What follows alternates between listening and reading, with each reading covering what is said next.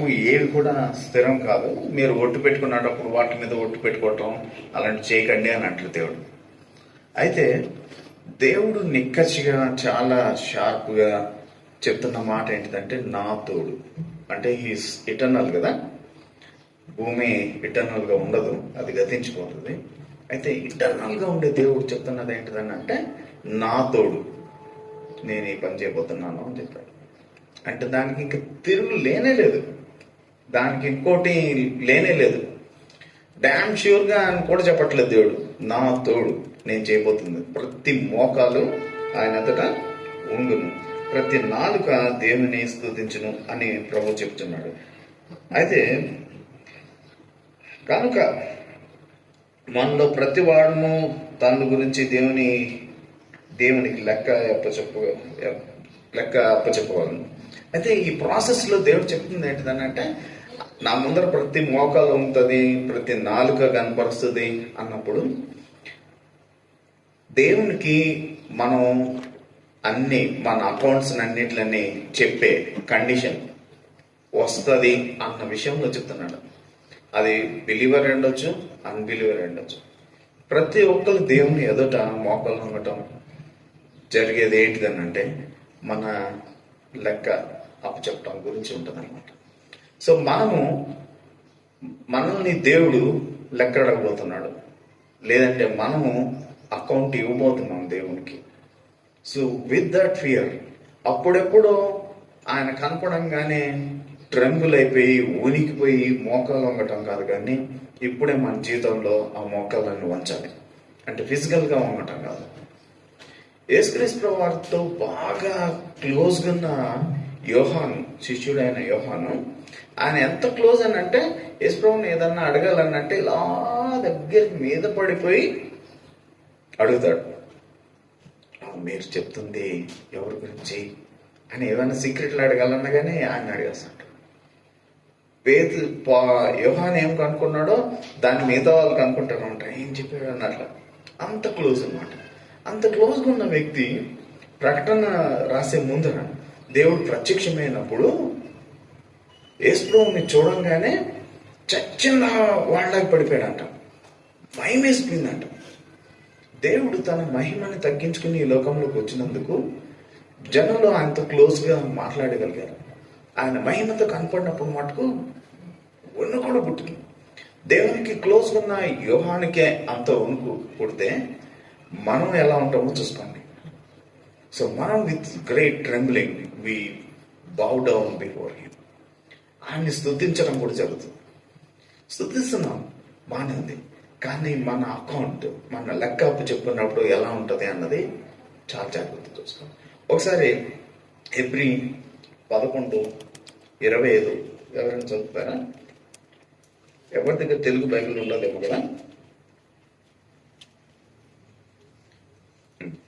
Hebrews 11:25.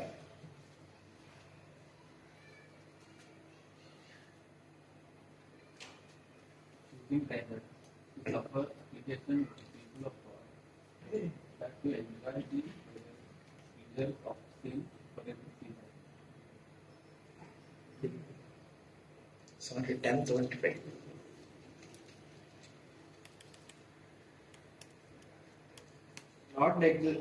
Not neglecting to meet together, as it is the habit of some, but encouraging one another, and all the more as you see the day drawing near.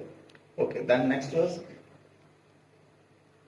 For if we go on shining delightfully after receiving the knowledge of the truth, there no longer remains a sacrifice for sin. What's that now by? Not neglecting to meet together, as is the habit of some, but encouraging one another, and all the more as you see the day drawing near. Right.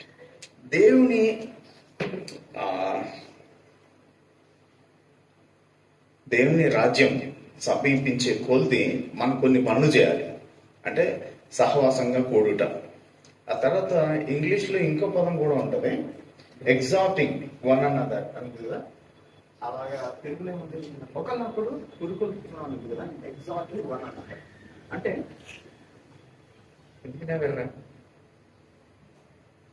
Okay, అక్కడికి వెళ్ళకూడదా?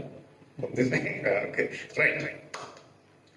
అయితే exhorting one another, exhorting అని అంటే exhortation అంటారు కదా, అంటే హెచ్చరిక చేసుకోవటం అని అర్థం. ఒకరినొకరు హెచ్చరించుకుంటాం అంటే రెండో రాకడ దగ్గర పడే కొద్దీ మనం ఒకరినొకరు పురుకొల్పుకుంటూ లేదంటే హెచ్చరించుకుంటూ ఉండాలి, ఎగ్జార్ట్ చేసుకుంటూ ఉండాలి. ఎందుకు చేసుకోవాలి? రేపన్న దినం ఆ సెకండ్ కమింగ్ వచ్చిన తర్వాత నువ్వు నేను వణికిపోయే కండిషన్ ఉంటుంది. నువ్వు నేను లెక్క అప్పు చెప్పుకోవాలి. అలాంటి లెక్క అప్పు చెప్పుకోవాల్సిన టైంలో నేను తిక్కగా ఉంటే కుదరదు. కనుక నాకు నా పక్కనోడు ఏం చెప్పాలంటే ఎగ్జామ్ రెండో రాకడ దగ్గరలో ఉంది. ఒకవేళ మనం దేవుని ముందర నిలబడి మన లెక్క అప్పు చెప్పుకోవాల్సి వచ్చినప్పుడు దీని గురించి ఏం చెప్తానరా, సో ఇట్లా కాదు అని చెప్పి మారేటట్లుగా ఉండాలి. సో అదే పని చర్చిలో జరుగుతుంది. ఎగ్జార్టేషన్, టేబుల్ మెసేజ్ అన్నట్టు, దాన్ని ఎగ్జార్టేషన్ అంట. అర్థం ఏంటిది? ఇక్కడ తీర్పు గురించి ఒకరినొకరు మీరు తీర్పు తీసుకోండి. అంటే తినేవాడు అంటే ఒక ఫుడ్ తింటాం, రాంగ్ రా, దేవునికి ఇష్టం లేని తింటున్నాం అని ఒకడు అంటాడు. దేవుడికి ఇష్టమైనా అన్ని తినొచ్చు అని పాల్ అంటాడు. ఇలాంటి కొన్ని కాన్ఫ్లిక్ట్స్ ఉన్నాయన్నమాట. వాటి విషయంలో ఒక క్లారిటీస్ ఏమంటాడంటే ఈ విషయంలో తీర్పు తీర్చకండి. తిండి విషయంలో, ఇంకో విషయంలో ఎవరిని పడితే వాళ్ళని నువ్వు వాళ్ళ చేస్తున్నావు కనుక నువ్వు స్పిరిచువల్ కాదు, నువ్వు బిలీవర్ కాదు, ఇలాంటి పిచ్చవాళ్ళని వాక్కండి అని అంటారు. కానీ ఎగ్జార్టేషన్, ఒకరినొకరు హెచ్చరించుకోవటం, ముఖ్యంగా వాక్యం ద్వారా చర్చెస్ లో జరిగేవన్నీ ఎగ్జార్టేషన్. నువ్వు అలా ఉండాలి, ఇలా ఉండాలి, తీర్పు తీర్చడం కాదు, ఎగ్జార్ట్ చేసుకోవాలి. ఎందుకనంటే ఆ డే వచ్చింది. అందుకనే ఎగ్జార్టేషన్ చేసేటప్పుడు with love and concern towards other person మనం చేయాల్సిన అవసరం ఉంది. దేవుడు అదే అంటాడు, మీరు భరించండి, సహించండి. So that is what church always will be doing. కనుక మన జీవితంలో రెండవ రాకడ దగ్గరకు వస్తుంది అన్నప్పుడు మనం దేవునికి అకౌంట్ అప్పచెప్పుకోవాలి. మనం చేసే ప్రతి ఒక్క క్రియకి, మనం చేసే ప్రతి ఒక్క చేష్టకి మనం లెక్క చెప్పుకోవాలి. కనుక ఆ దినం దగ్గరికి కొద్ది ఎక్కువ ఎగ్జార్ట్ చేసుకోండి అని చెప్పడం ఉంది. కొందరు మానుకుంటున్నట్టుగా సమాజంగా కూడటం మానకండి అని అంటారు. అంటే చర్చ్ని సర్టన్ పీపుల్ ఆర్ అవాయిడింగ్. వాళ్ళు దానికి చాలా ఫిలాసఫీ చెప్తున్నారు, దానికి కొన్ని పేర్లు కూడా ఉన్నాయి. So I believe like this, కనుక నేను చర్చ్కి వెళ్ళను. I believe Jesus Christ is God but I don't go to church because అని చాలా ఎక్కువ హై థింకింగ్ లో వాళ్ళు మాట్లాడుతున్నారు. అలాంటి పిచ్చి చేష్టలన్నీ మీరు చేయకండి, చక్కగా రండి.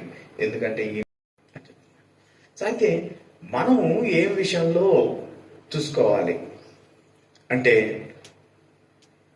బీయింగ్ యూత్, మీరు ఇంకా under guidance or control of parents ఉన్న టైంలో మీరు ఎలాగా ఉండాలి అన్న విషయాన్ని మీరు బాగా చూసుకోవాల్సిన అవసరం ఉంది.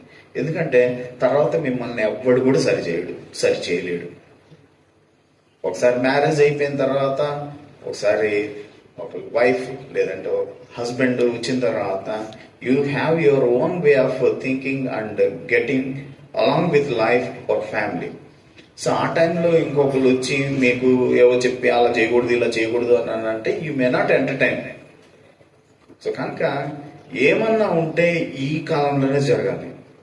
ఈ కాలంలో జరగకపోతే ఇంకెప్పుడు కూడా జరగదు. మీ జీవితంలో చాలా టఫ్గా ఉంటుంది. ఒకవేళ దేవుళ్ళు ఉంటే ఉంటారేమో కానీ, but our life will be always like without any stability, tick అని ఊగుతున్నట్లు ఉంటుంది. సో అట్లాంటి కండిషన్ కాకుండా, నేను లాస్ట్ టైం చెప్పినప్పుడు మన బాల్య పాపం, మనం చాలా చిన్నగా ఉన్నప్పుడు మనకి ఇంకా ఫుల్ సెన్సెస్ ఫుల్గా రాకముందే మన చేష్టలు చాలా అగ్లీగా ఉన్నాయనుకోండి, వాటిని చూసుకుని దేవా నా బాల్య పాపాలను గుర్తు చేసుకోకుండా. ఒకవేళ మీకు బాల్య పాపాలే గుర్తు లేకపోతే ఇంక ఇప్పుడు ప్రజెంట్ చేసే కూడా మీకు గుర్తు రావేమో, అంటే వాటి మీకు పట్టవేమో, ఇది మీకు తప్పుగా కూడా అనిపించకపోవచ్చు.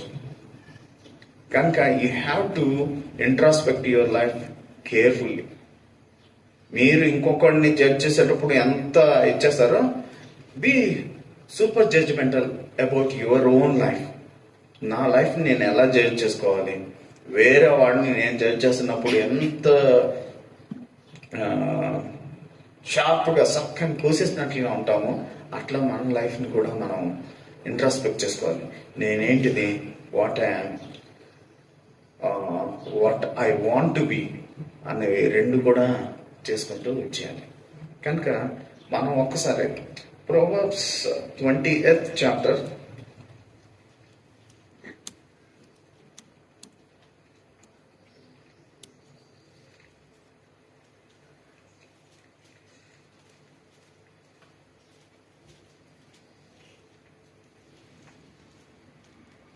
టెన్త్ వర్స్ ఎవరైనా చదవండి. Unequal wings and unequal measures are both alike and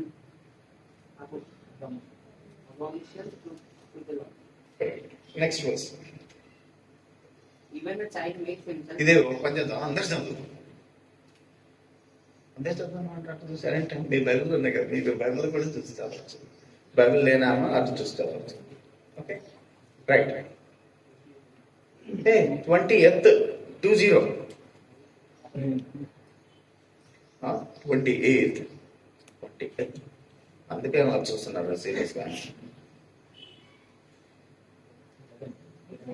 right. 10 వేరు తునికరాలు వేరు సంథింగ్ మెజర్మెంట్స్ డిఫరెంట్ ఉండకూడదు. రైట్, ఇప్పుడు చదవాలి. Even a child is known by his doing, whether his work is pure and whether it is right. బాలుడు సహితము తన నడవడి శుద్ధమైనదో కాదో యథార్థమైనదో కాదో తన చేష్టల వలన తెలియజేయను. ఈవెన్ చిన్నపిల్లలను కూడా చూసినప్పుడు వాళ్ళ నడవడి, వాళ్ళ డూయింగ్స్ హోలీగా ఉన్నాయా, మంచిగా ఉన్నాయా లేదా, తర్వాత యథార్థంగా ఉన్నాయో ప్యూర్గా ఉన్నాయో లేదో వాళ్ళ చేష్టలను బట్టి, వాళ్ళు చేసే పనులను బట్టి తెలియజేయను. బాలుడు తెలియజేస్తాడు ఏమని, వాడి వేస్, వాడి చేష్టలు కరెక్ట్గా ఉన్నాయా లేదా అన్నది తెలియజేస్తాడు. బాలుడు సరే, even child is known by their actions. వాళ్ళ పనుల వలన వాళ్ళు ఏంటితో వాళ్ళు తెలియజేస్తున్నారు. మన తెలుసు చూసాను, వీడు బా కన్నింగ్ రా అన్నారు, ఓ వీడు యాక్షన్ రా అన్నీ చెప్పేస్తున్నావు, కానీ నీ చేస్తున్న నువ్వెందుకు చూడవు? యూత్ లో నీ బిహేవియర్ చేంజ్ అన్నది నువ్వు గమనిస్తున్నా? వేరు తూనికరాళ్ళు వేరు రాళ్ళు 10th verse. అవి ఏంటిది? నీ దగ్గరకు వచ్చినప్పుడేమో నువ్వు ఒకటి మాట్లాడతావు, వాల్యూ సిస్టంలో నువ్వు అట్లా చేయకూడదు ఇట్లా చేయకూడదు, ఏందమ్మా ఏంది నీ ఇష్టం వచ్చినట్టు చేస్తున్నావు అనేసి వాళ్ళని అడ్డంగా కోసం. నువ్వు తప్పు చేసినా కానీ వాళ్ళ తిట్లు పడతారు సరి చేసినందుకు, వాళ్ళు తప్పు చేసినా కానీ నువ్వు తిడతావు. వాళ్ళదే ఏదో మిస్టేక్ అయిపోయింది, అరే ఇలా చేయకూడదురా అని బాధపడుతున్నా, అందుకే చెప్పాను అన్నట్టు. ఒకవేళ నిన్నే అదే టైంలో తిట్టారనుకో, బాబా అంత పర్ఫెక్ట్ ఉంటారా, తప్పులు చేయరా? అరే ఏంటి నీ లైఫ్, నీ ఇష్టం వచ్చినట్టు your judging your own parents.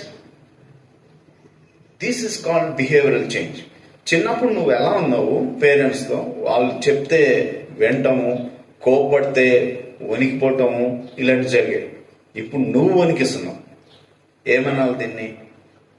నీ బిహేవియరల్ చేంజ్ రాలేదా? దేవుడు చెప్పిన 10 ఆజ్ఞల్లో ఒకటేంటిది? నీ తల్లిదండ్రులను సన్మానించమని చెప్పాడు. అయితే మనం సన్మానించట్లేదు. We are not honouring them, respecting them. అందరి ముందర ఒకవేళ నిన్ను సరి చేశారనుకో, వాళ్ళ కథ అయిపోయింది ఆ రోజే. ఆ రేంజ్లో ఉన్నాం మనం. So we don't have any proper respect towards our parents. అసలు ఎంత ఘోరం అని అంటే, ఆ తర్వాత ఒకవేళ జీవితంలో పేరెంట్స్ని కోల్పోయిన తర్వాత పెట్టే ఫోన్ చేస్తున్నాను మళ్ళీ అనే అమ్మాయిలు ఉన్నారు. వాళ్ళ డాడీతో మాట్లాడాడు, ఊరికి చేయక పెట్టే ఫోన్ అని అర్చేవాళ్ళు. వాళ్ళ నాన్న చనిపోయిన తర్వాత బోరుని ఏడుస్తున్నారు. ఎవరు కావాలి ఏడుపు? అంటే నీకు ప్రేమ లేదని కాదు, నీకు ప్రేమ ఉంది కానీ లేనిది ఒకటి, రెస్పెక్ట్ టువర్డ్స్ యువర్ పేరెంట్స్. అసలు పెద్దోళ్ళు, పేరెంట్స్ అంటే రెస్పెక్ట్ లేకపోతే పెద్దోళ్ళకి ఏం రెస్పెక్ట్ ఇస్తాం? అంటే రిలేటివ్స్ లో పెద్దోళ్ళు, అత్త మామ ఇంకెవరన్నా ఉంటారు కదా, వాళ్ళకి రెస్పెక్ట్ ఇవ్వం. ఇంకా రిలేటివ్స్ లో ఇంకా రెస్పెక్ట్ అన్నట్టు తీసిపడేసి మాట్లాడటమే చాలా గ్రేట్. ఆ చర్చ్ లో ఎల్డర్స్ వాళ్ళు ఏదో ఘనమైన వ్యక్తులని కాదు, you have to respect elders. అవి కూడా ఉండవు. అంటే what sort of life we're leading అన్నది చాలా ఇంపార్టెంట్. అంటే ఈ ఆస్పెక్ట్స్ మన జీవితంలో మెజరింగ్ అంటే ఒక్క రకంగా మెజర్ చేస్తున్నాం. మనమేమో పేరెంట్స్తో మాట్లాడేటప్పుడేమో అంటే వాళ్ళ నుంచి ఒకటి చూసే దాంట్లో ఒకలా మాట్లాడతాం, మనల్ని వాళ్ళు చూసే దాంట్లో ఇంకొక మెజర్ వాడతాం. సేమ్ మెజర్ వాడాలి.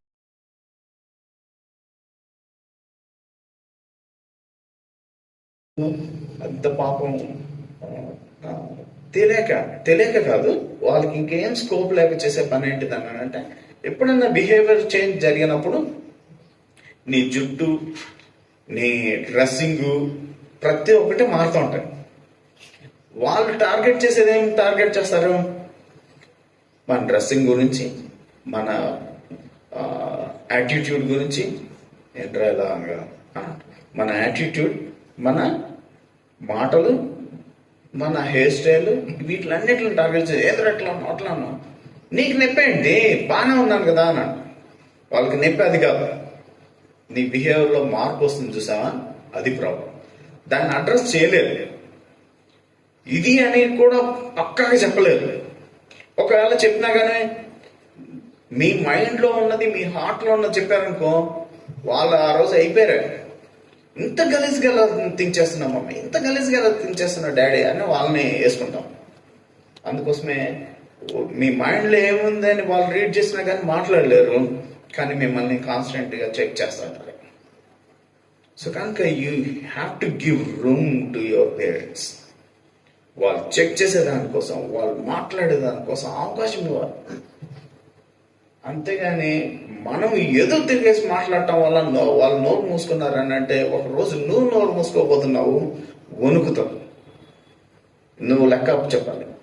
ఏంటిది, ఇలాంటి మాటలు కూడా లెక్కప్ చెప్తావా అంటే చెప్తావు కంపల్సరిగా. ఎందుకంటే ప్రతి విషయంలో you have to give account to God అన్నట్టు. కనుక నేను కూడా వెళ్ళి చెప్తాను, అట్లా చేశాను. ఇప్పుడు ఒప్పుకోవడానికి చేస్తున్నామో ఆ రోజు అన్నీ ఒప్పేసుకుంటాం. షేమ్. ఇప్పుడు గ్లోరీ సంపాదించాలి అంటే ఏంటిదనంటే, you honour your parents first. వాళ్ళతో పొలైట్గా మాట్లాడు, డీసెంట్గా మాట్లాడు, పెద్దవాళ్ళతో రెస్పెక్ట్గా ఉండు. That will fetch you great honour and glory for yourself. ఆ తర్వాత దేవుని ముందర నిలబడినప్పుడు తలెత్తుకునే దానికి ఏదన్నా ఉంటుంది. మనం దేవుని దగ్గర తలెత్తుకునే వ్యక్తులాగా ఉండాల్సిన అవసరం ఉంది.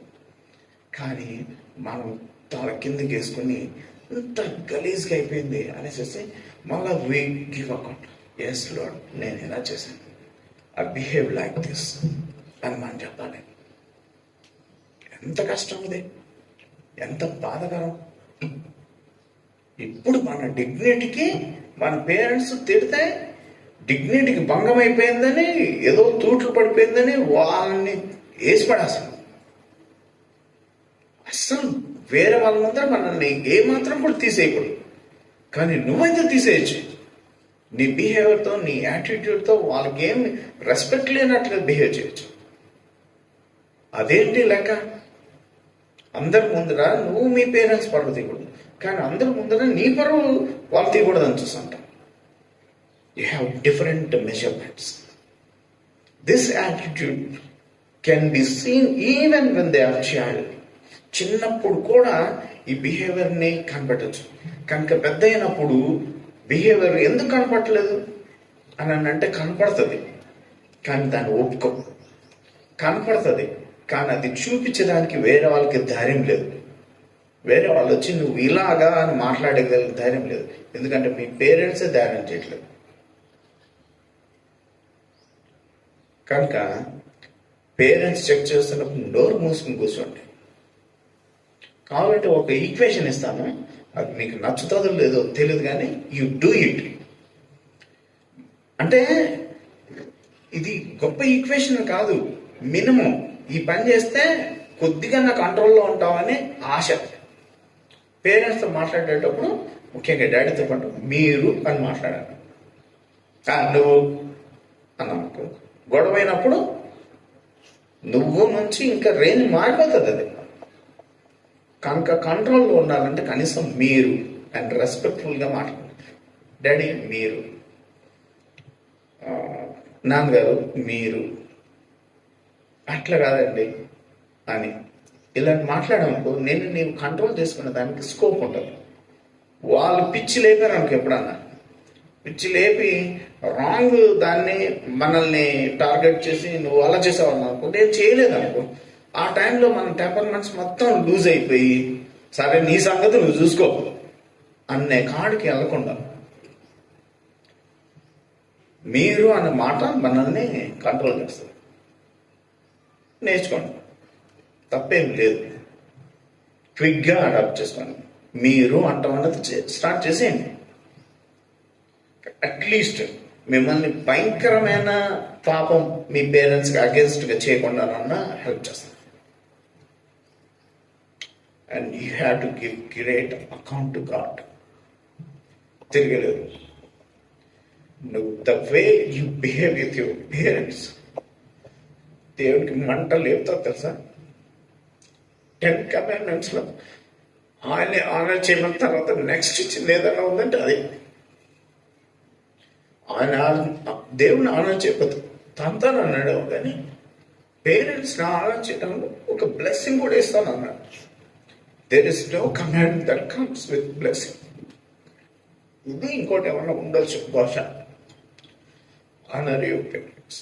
ఇఫ్ యూ డోంట్ ఆనర్, దేవుడికి చాలా కోపం వస్తుంది.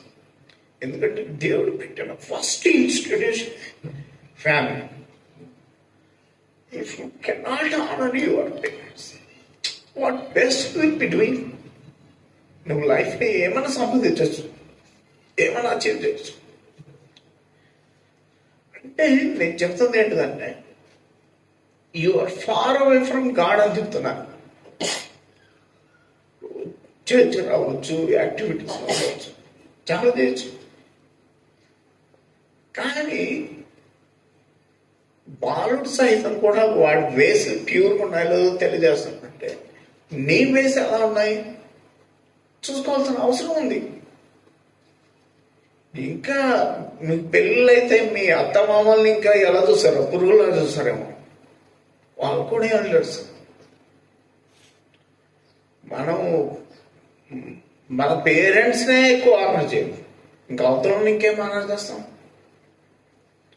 సో అలాంటి కండిషన్ ఉంటుంది. సో అంటే వాళ్ళకి కూడా రెస్పెక్ట్ చూపిస్తే ఏదో చేయాలంటే నేను అనట్లేదు, బట్ నీ బిహేవియర్ నేను నాశనం తీసుకెళ్ళకుండా ఉండాలంటే you have to be extra careful. మిమ్మల్ని సరి చేయగలిగింది లోకంలో ఎవరున్నారు? పేరెంట్స్ తప్ప నుంచి. మిమ్మల్ని క్లోజ్గా వాచ్ చేయగల పేరెంట్స్ తప్ప నుంచి ఎవరున్నారు? నోరు మూసుకుని వాళ్ళ మాటలు వినండి, పిచ్చి అన్నీ వదిలేయండి, వాళ్ళకి అగెన్స్ట్గా మాట్లాడటం వదిలేయండి, వాళ్ళని సరి చేయడం, వాళ్ళని నువ్వు ఒకవేళ సరిగ్గా ఉంటే ఈవెన్ మీ పేరెంట్స్లో కూడా నువ్వు చూడాలనుకుంటున్న చేంజ్ చూడగలవు. నువ్వు మారు, ఆనర్ దేవ్, వాళ్ళు తాగుతులైనా కానీ మారచ్చు. కనుక you have to understand the way I live, even that will influence my parents. మా పేరెంట్స్ ఈ విషయంలో సరిగ్గా లేరు అనుకుంటావు కదా, అది కూడా మార్చచ్చు. కానీ నిన్ను చెక్ చేస్తే వాళ్ళని చెక్ చేసి వాళ్ళని మారమని నువ్వెలానో చూసుకో. ఏంటిది అది? నేను చెప్తున్నట్టుగా ఇంత రూడ్గా కాకపోతే ఇంకా రూడ్గా ఉన్న వాళ్ళు ఉన్నారు, లేదంటే సాఫ్ట్గా అయినా కానీ ఇట్లానే మాట్లాడుతున్నారు. ఈక్వేషన్స్ సరిగ్గా లేవు. నువ్వు లెక్క అప్పచెప్పాల్సి వస్తే ఆ 10 కమాండ్మెంట్స్ బేస్ చేసుకుని నాకు అప్పచెప్పాల్సి వస్తుంది. ఫస్ట్ ఇవి చెప్పాల్సి వస్తుంది. దేవా, మా పేరెంట్స్కి నేను వాల్యూ లేదు, రెస్పెక్ట్ ఇవ్వలేదు. There is no honour for my parents. నేను ఇలా చేశాను, అలా చేశాను అని చెప్పుకో. షేమ్, ఆనర్ చాలా భయంకరమైన కండిషన్లోకి మనం వెళ్ళకుండా చూసుకోవాల్సిన అవసరం. 28th 20th verse 20. If one curses his father or his mother, his lamp will be put out in utter darkness. తన తండ్రి నాయనను తల్లి నాయనను దూషించుమని దీపము కారు చీకటిలో ఆరిపోవు. నీవు అంటూ ఒక లైట్ పెట్టుకొని ఎట్లో వెళ్తున్నావు, కారు చీకటి వచ్చేసింది. కారు చీకటిలో లైట్ ఆగిపోతే ఎలా ఉంటుంది? చాలా మంది కెరీర్ కూడా అట్లా చాలా గ్రేట్ కెరీర్లోకి వెళ్ళిపోతున్నారు, చాలా వండర్ఫుల్ కెరీర్లోకి వెళ్ళిపోతున్నారు, బాగా డబ్బులు సంపాదించేస్తున్నారు. కానీ వాళ్ళ లైట్ సడన్ గా ఆగిపోతుంది. పిచ్చికి సంపాదించేస్తున్న టైంలో ఒక టైంలో టక్కని రెసిషన్ వచ్చి జాబ్ ఎగిరిపోతే, లేదంటే శాలరీస్ కట్ డౌన్ అయిపోయి చాలా స్లాష్ డౌన్ అయ్యి చాలా తక్కువ శాలరీకి వర్క్ చేయాల్సి వస్తుంది అనుకో, బేకార్ అయిపోతుంది జీవితం. ఎలా జీవించాలో కూడా వాళ్ళకి అర్థం కావట్లేదు. లైఫ్ అంతా ఫ్రస్ట్రేషన్లోకి వెళ్ళిపోతున్నారు. ఇట్లాంటివి జరుగుతున్నాయి. నువ్వు మీ పేరెంట్స్ని కాదని చెప్పేసి వాళ్ళని దూషించినా కానీ మంచి బెటర్ ప్రాస్పెక్ట్స్ నువ్వు సంపాదించవచ్చు. ఆ వేలో వెళ్తున్నప్పుడు నీకున్న లైట్ తప్పని ఆరిపోయింది అనుకో, కార్ చీట్లు ఆరిపోయింది అనుకో, ఎలా ఉంటుంది? అంటే రెసిషన్ బారిన పడిన వాళ్ళందరూ పేరెంట్స్కి వ్యతిరేకంగా ఉన్నారు అన్నట్లే ఎగ్జాంపుల్ చెప్తున్నాను నేను. అది రెసిషన్ అవ్వచ్చు, ఇంకోటి కూడా మన జీవితంలో ఏదైనా అవ్వచ్చు. ఆ ఆస్పెక్ట్స్ మన జీవితంలో చూసుకుంటే కారు చీకటిలో టప్పని లైట్ ఆరిపోతే ఎలా ఉంటుంది? కన్ఫ్యూజన్. ఒకడు పేరెంట్ వాళ్ళ డాడీని రెస్పెక్ట్ డాడీ నీకన్నా ఎక్కువ మార్కులు సంపాదిస్తాను, నీకన్నా హై కేటర్లో ఉంటా, నువ్వెంత పాలిటెక్నిక్ చదవాలి లేదంటే బీటెక్, నేను ఇంకా ఎక్కువ చదువుతాను. వాడు చాలా సూపర్ స్టూడెంట్. అయితే వాళ్ళ నాన్న కూడా ఇంటెలిజెంట్, కానీ యాక్సెప్ట్ చేయడు, అలా మాట్లాడతాడు. వాడికి బీటెక్ 3rd ఇయర్లో ఒక ఎగ్జామ్ ముందర భయంకరమైన భయం వచ్చేసింది. వాళ్ళ మమ్మీ డాడీ నా గురించి ప్రార్థన చేయండి, సబ్జెక్ట్ ఏమవుతుందని భయం వేస్తుంది, ఇది లేకపోతే మళ్ళీ క్యాంపస్ సెలక్షన్లో ఉన్నా. వాడు లక్షలు సంపాదిస్తున్నాడు ఇప్పుడు, కానీ వాడికి భయం వేసింది ఆ టైంలో. వణుకుంటాడు, ఇప్పుడు వీడు వణకడం ఏంటరా బాబు అని అనిపించింది. అట్లా పేరెంట్స్ని, అందుకోసమే those who honour they parents longevity of life ఉంటుంది, దీర్ఘాయువు అని అంటుంది కదా. దాన్ని అంటే ఎక్కువ కాలం జీవించేది కాదు, చాలా ప్రొడక్టివ్గా, మీనింగ్ఫుల్గా, కాన్ఫిడెంట్గా జీవించే జీవితం గురించి ఆలోచించాలి. మన జీవితం దీర్ఘాయువు అని అంటే ఫర్ ఎవర్ జీవిస్తాం అన్నది కాదు, ఫర్ ఎవర్ కూడా జీవించచ్చేమో రక్షణ పొందుతాయి. అయితే మన లైఫ్ ఒక రోజేమో ఫుల్ చేసిన ఉండి, ఒక రోజు భయంగా ఉండి, ఇదేంటిది? క్వాలిటీ ఆఫ్ లైఫ్ లేదు. ఎంత జరిగినా కానీ చాలా హ్యాపీగా ధైర్యంగా ఉండటం అన్నది పేరెంట్స్ని ఆర్డర్ చేసే వాళ్ళకి ఉండే స్కోప్ ఉంది. రక్షణ పొందినా పొందకపోయినా. రక్షణ పొందకపోతే ఎవడు కూడా హేమలోకి వెళ్ళదు, వాడిది ఇంకా పరిస్థితి దారుణంగా ఉంటుంది. దేవుని దగ్గర రక్షణ పొందినోడే అకౌంటబిలిటీలో ఇంత భయం ఉంటే, రక్షణ పొందనోడు కండిషన్ ఇంకెలా ఉంటుంది చూడండి. అందుకని వీడిని తీసుకెళ్ళి వెలుపడి చీకట్లో పడేయండి అని దేవుడు చెప్తానంట. ఏం మాట్లాడు? కొంతమంది అంటారు దేవుడు కనపడి మాట్లాడతాను అంటాడు. దేవుడు కనపడితే మాట్లాడేది ఏముండదు, నీ పాపాలన్నీ, రహస్య పాపాలన్నీ కూడా కనపడతాయి. ఎంత ఘోరం రావు. వీడిని తీసుకుపడండి, నన్ను ఎందుకు పడేస్తున్నారు చెప్పండి ఫస్ట్ అని ఎవడు అండు. వాడు నోరు ముసుకుని జమ్మని వెళ్ళిపోతుంటాడు. వాడు తీసుకెళ్లాల్సిన కూడా తీసుకెళ్ళగలదు, రా వెళ్దాం అని వాడే అంటాడు. అలాంటి కానీ సో చాలా భీకరంగా ఉంటుంది. రక్షణ పొందినోడు కండిషన్. రక్షణ పొందినోడు కండిషన్ దేవుడి దగ్గర ఉనికి లెక్క చెప్పుకునే కండిషన్ ఉంది. రక్షణ పొందినోడిది ఇంకా ఘోరంగా ఉంటుంది.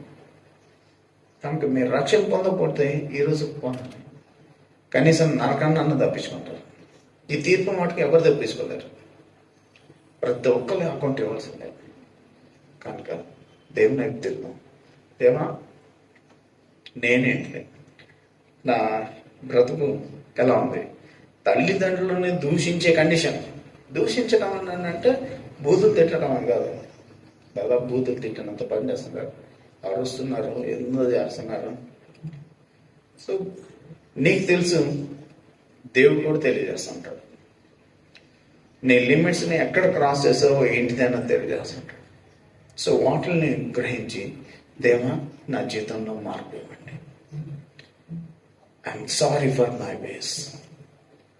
నేను పేరెంట్స్కి మీకు అగెన్స్ట్గా చేసిన సిన్, ప్లీజ్ ఫర్గివ్ మీ. నా జీవితాన్ని మార్చండి. ఇంకా నో మోర్ ఆర్డినరీ లైఫ్. ఏందో చర్చకు వస్తాము, చక్కగా స్పిరిచువల్గా అట్లా పాడేస్తాము, వెళ్ళిపోతున్నాము. మళ్ళీ వెళ్ళిపోయిన తర్వాత అటువైపు ఉన్నవన్నీ మనలో ఉంటాయి, ఒళ్ళు ఉన్నాయి. ఏంటిది అసలు డిఫరెంట్గా జీవించటం, దేవుని కోసం జీవించటం అంటే నా కోసమే తెలుసా. ఒకవేళ నేను దేవుని కోసం జీవించానంటే నా లైఫే ప్రిజర్వ్ చేయబడుతుంది. నాకేం మేలు, నాశనం కాకుండా ఉంటుంది. కనుక నా లైఫ్ని చాలా ప్రొడక్టివ్, చాలా మీనింగ్ఫుల్గా, చాలా కంట్రోల్గా ఉండాలని అంటే డిఫరెంట్గానే బతకాలి దేవుడు. So that life I want Lord. ఏదో జనాల్ని, నా ఫ్రెండ్స్ని, వాడిని ప్లీజ్ చేయడం కోసం పిచ్చి పిచ్చిగా ఉండటం కాదు. But I want please you. మీ దగ్గర నేను అకౌంట్ చెప్పుకోవాల్సి వచ్చినప్పుడు కొద్దిగా నా జీవితాన్ని మార్చండి అని అడగదు. ఒకవేళ ఇంకా రక్షణ పొందపంటే, దేవుడు మన కోసం ఎందుకు ఈ లోకంలోకి దారుణంగా మనిషిలాగా వచ్చి మరణించి పాతి పెట్టుబడి తిరిగి లేశాడు. హెవీ రిస్క్ తీసుకున్నాడు. ఎంత అవసరం లేనే లేదు. ఒకవేళ వేరే విధానం ఉంటే, మనల్ని హెవెన్లో తీసుకునే వేరే విధానం ఉంటే ఇంకేం లేదు, ఆయనే బలవ్వాల్సి ఉంటుంది. కనుక అండర్స్టాండింగ్గా దేవా, నా హృదయం దగ్గర రండి, నా జీవితాన్ని మార్చండి అన్నాడు. ఒకవేళ నేను రక్షణ పొందిన వ్యక్తి అంటే, yes Lord, I want to reconstruct my life. నా లైఫ్ని కొద్దిగా కేర్ఫుల్గా, జాగ్రత్తగా చూసుకునేటట్లు నా హెల్ప్ చేయండి. ఈ చెప్పబడిన విషయాల్లో దేవుడు ఏమైతే ఒప్పిస్తున్నాడో మిమ్మల్ని, ఆ విషయాలని దేవుడిని అడిగి, దేవా ప్లీజ్ చేంజ్ మై లైఫ్ అని అడిగాను. Will pray.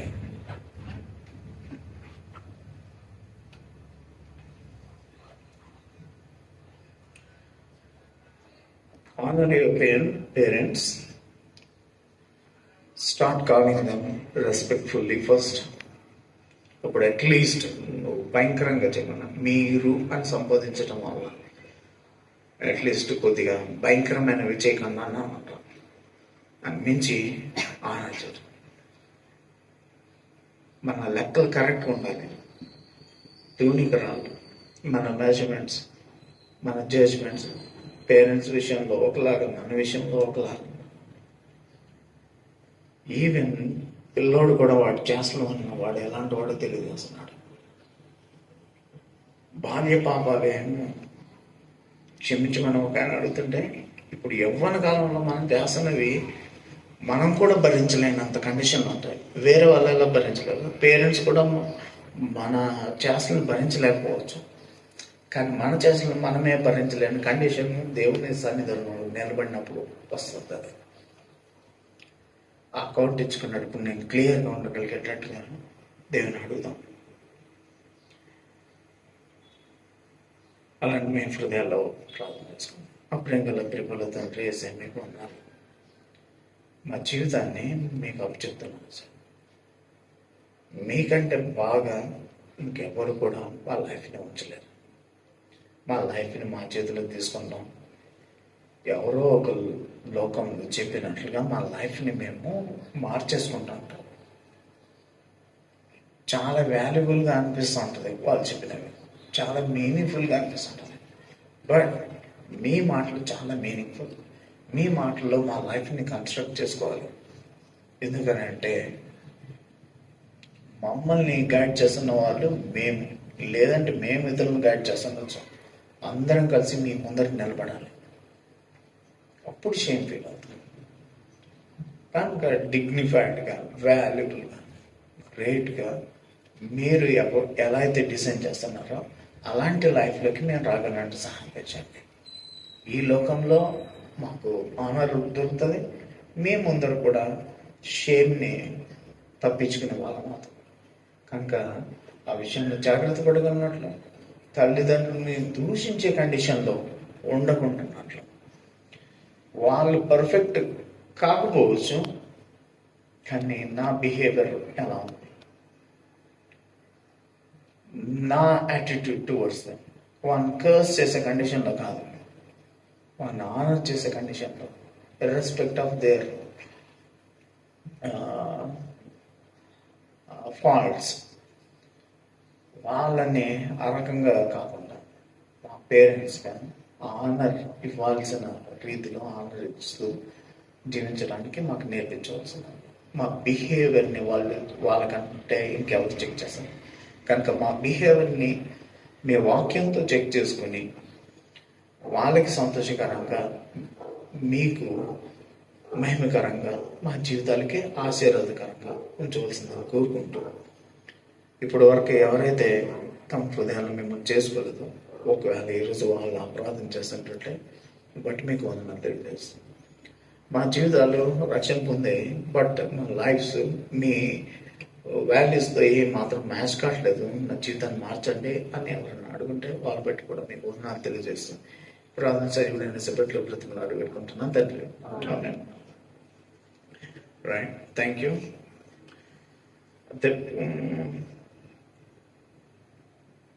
మనం సిగ్గుపడాల్సిన వాటిలో మనం గర్వంగా ఫీల్ అవుతుంటాం.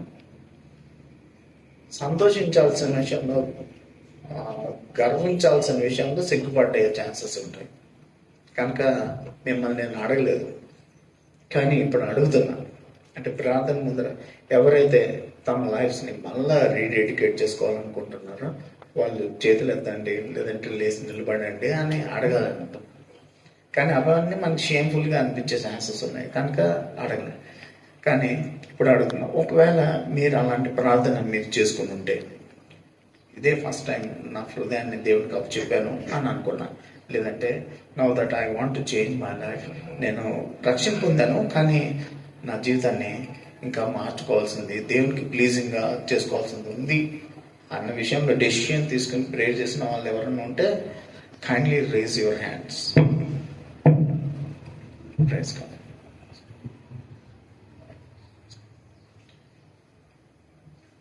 నువ్వు చేయనట ఎత్తనట. ఇంకా ఎవరైనా ఉన్నారా ఈ రెండే ఆస్పెక్ట్స్లో ఏమన్నా రీడ్ చేసుకున్నాలో? Okay, right, thank you. Bye.